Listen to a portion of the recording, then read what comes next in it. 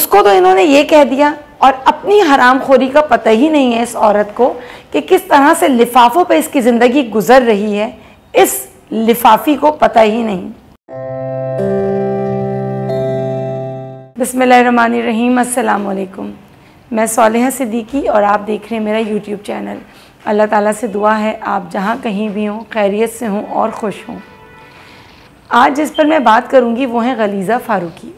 अमूमन मैंने कभी इन पे बात नहीं की क्योंकि इन पे बात करना अपने वक्त का ज़या है, लेकिन कुछ दिनों से इनके कुछ ट्वीट्स हैं, कुछ इनके प्रोग्राम को जब देखा तो कुछ इनकी ऑल फॉल ज़रा ज़्यादा ही हो गई, क्योंकि वैसे तो ये हमेशा ही ऑल फॉल ही बकती हैं लेकिन कुछ ज़्यादा ही। पहले मैं इनके वो बताती हूँ कि इनको मैंने गलीज़ा क्यों कहा, क्योंकि जब इन्होंने एक काम वाली बच्ची को अपने पास रखा था तो उसको इन्होंने कहा, हालांकि वो मेहनत कर रही थी बच्ची और इनके पास रात दिन रहती थी, तो उसको इन्होंने कहा जी हरामज़ादी।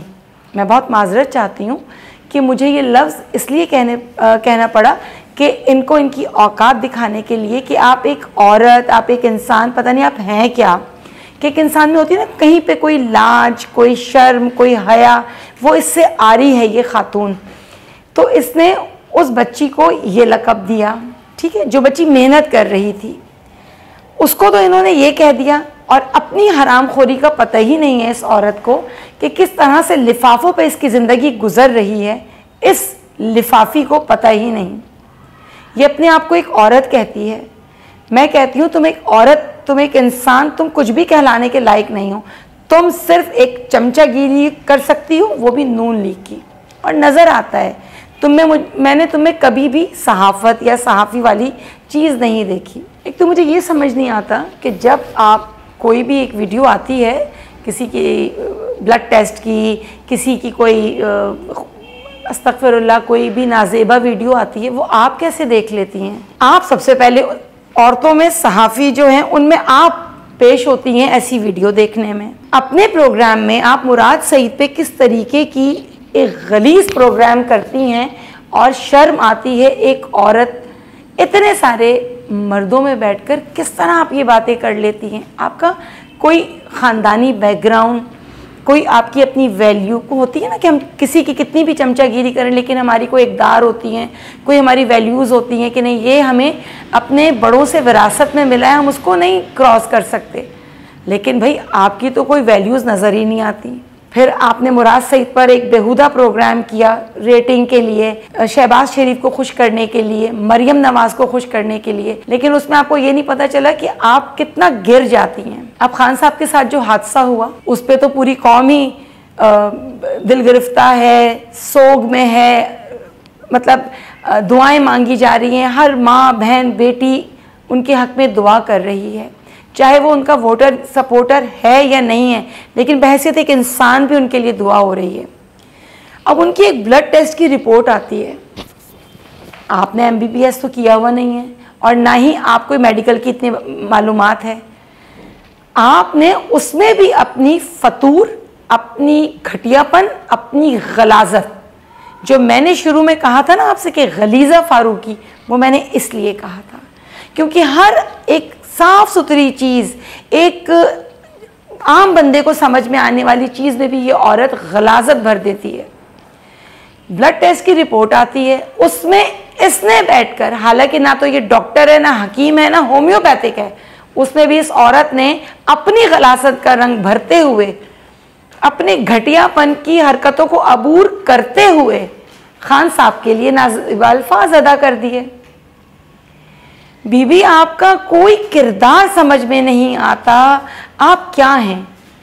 अगर आप एक सहाफ़ी हैं तो सहाफ़त कीजिए, वरना लोगों को गवर्नर हाउस भी याद है, वो वीडियो भी याद है और वो पजामा भी याद है कि लोगों ने किसके ताने बाने कहाँ जाकर मिलाए थे। लोगों को मजबूर मत करें। और ये जो वक्त है ना जिससे अभी आप बहुत इंजॉय कर रही हैं, बहुत सारी औरतें आप जैसी सहाफ़ी के भेस में आई और आज उनका पता भी नहीं है। मैं जिक्र करती हूँ मारवी का, आई थी ना मारवी मेमन, कहाँ हैं? उन्होंने भी हर हद को उबूर कर दिया था नून लीग की चमचागिरी में, आज उनका पता भी नहीं है। जिन वीडियो पे आज अपने प्रोग्राम करती हैं, लोगों पे तोहमत और बहतान लगाती हैं, यकीन जानिए कोई बईद नहीं है कि जिस दिन आपकी कोई वीडियो या खुदा ना खास्ता आपकी कोई ऐसी बात लीक हो गई, शर्म का मुझे पता नहीं आपको आएगी या नहीं आएगी, लेकिन क्या मुंह दिखाएंगी। लेकिन ये भी सही है कि यही मुंह लेकर आप फिर आ जाएंगी। क्यों कि शर्म आने के लिए शर्म का होना बहुत ज़रूरी है।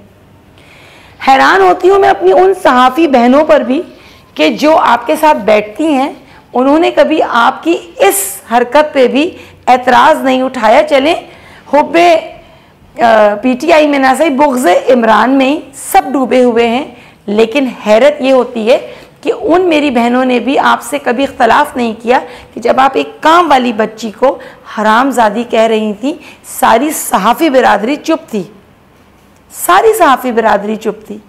ना मेरी उन ख़वातीन बहनों ने कहा और ना मेरे उन भाइयों ने कहा जो रात दिन इमरान खान की इज़्ज़त के बखिए उधेड़ने में लगे हुए हैं।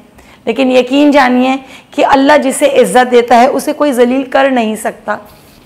लेकिन जब आप जैसे सहाफ़ी आते हैं ना टीवी पर बहुत अच्छा लीपा पोती कर कर, लेकिन आप यकीन करें कि आपकी वो गंदगी, आपकी वो गलाजत ज़बान से भी नज़र आती है और आपके चेहरों से भी नज़र आती है।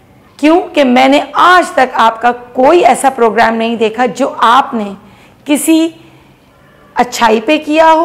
तो फिर खुलकर आइए। आप इमरान रियाज पर एतराज़ उठाती हैं, आप दूसरे सहाफ़ियों पर एतराज़ उठाती हैं कि ये तो PTI के जी एक वर्कर हो गए, तो फिर आप भी एतराफ़ कीजिए कि आप भी नून लीग की एक वर्कर हैं। और आपका गम तो खैर मैं समझ सकती हूँ, क्यों कि वक्त गुज़र रहा है, बल्कि शहबाज शरीफ का वक्त ख़त्म हुआ चाहता है और अभी तक हमने नहीं देखा कि कोई भी खातून अव्वल आई हों। सबके अपने अपने दुख होते हैं। जब वो दुख हद से बढ़ जाता है तो फिर हम सामने वाले को सोचते हैं जितना जलील करेंगे शायद हमारी इज़्ज़त में इजाफा होगा। लेकिन आप यकीन करें, आप जितने खान साहब पर इल्ज़ाम लगाती हैं, अल्लाह उनको उतनी ही इज़्ज़त देता है। अभी भी वक्त है, अल्लाह से रुजू कीजिए, तौबा कीजिए, क्योंकि आप अपने नाम के साथ एक नाम लगा लीजिए, गलीज़ा फारूकी उर्फ बोहतान। आप सिर्फ बोहतानबाजी कर सकती हैं, सहाफ़त आपके बस का नहीं है। और दूसरी मैं उनको जवाब देना चाहती हूँ जो इफ़्फ़त उमर हैं। बीबी, आप ना तो सियासतदान हैं, ना आप कोई तज़िया कार हैं, ना ही आप कोई बहुत बड़ी एक एक्टर हैं। बस एक ठीक हैं, आप टीवी पे काम करती हैं और लोग आपको देख लेते हैं। जवानी से आप बुढ़ापे में दाखिल हो गई, लेकिन अब जब बुढ़ापे में आकर इंसान संभल जाता है, बहुत कुछ संभल कर बोलता है, आपके मुंह से गलाजतें आती हैं। आपकी सोबत का असर है, क्योंकि जाहिर है कि आप जिनको फॉलो करती हैं यकीनन वो तो बड़ों बड़ों को धमकियां दे देती हैं कि मेरे पास उसकी वीडियो है, मेरे पास उसकी वीडियो है, मेरे पास उसकी वीडियो है। तो जाहिर है कि संगत का और तो रंग चढ़ता ही है।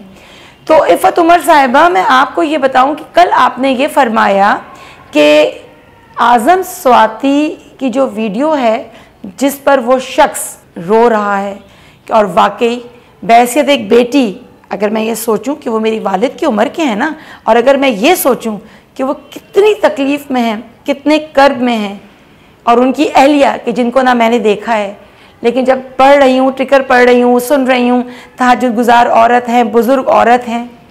आपका कहने का जो है वो ये है कि कोई शर्मिंदगी नहीं होती।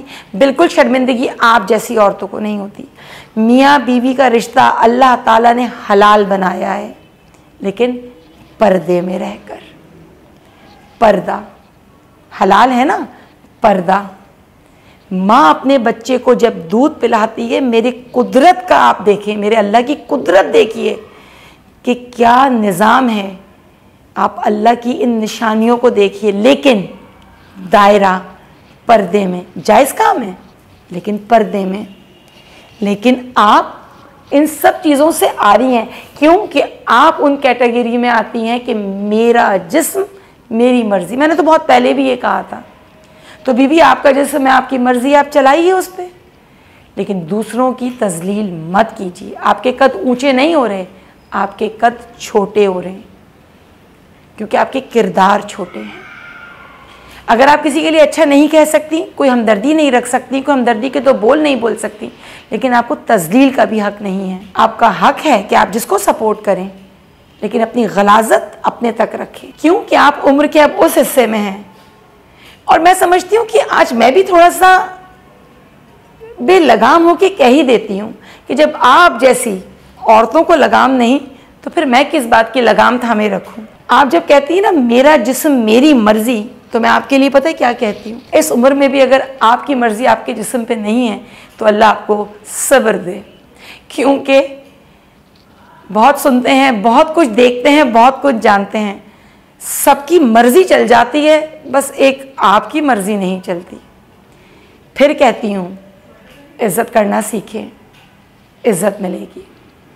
आप गलीज़ा फारूकी, एक आप और एक आपकी लीडर जब बात करती हैं गंद बकती हैं, और आप तीनों को, फहरिस्त लंबी है लेकिन मैं भी 3 को कहती हूँ, आप तीनों उर्दू का 8वां हर्फ है।